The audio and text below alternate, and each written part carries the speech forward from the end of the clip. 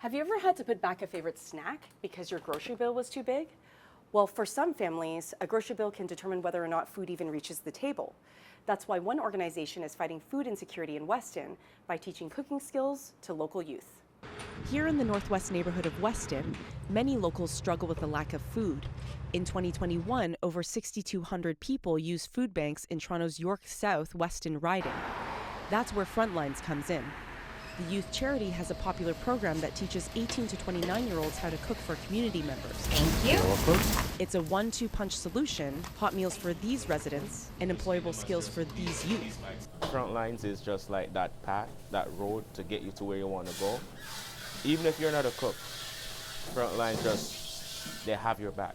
Graduates of the culinary arts program also receive food handler and smart serve certificates. Some even get jobs at Frontlines, like Anton Lewis. Outside of physical skills like, cutting, peeling, and, learning the science of food, from a more like the food insecurity part, I am more aware and cautious of waste, which is a big thing. Also, it's like just an awareness, you treat people differently in the sense of, you're servicing more. Frontlines feeds an average of 250 families each year since COVID began.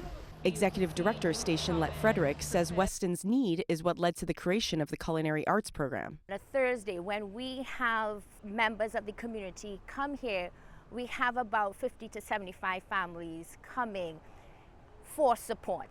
And that is just on one particular day. So we just only see a snapshot of what is happening in our community around food insecurity. Lori Nickel is CEO of Second Harvest.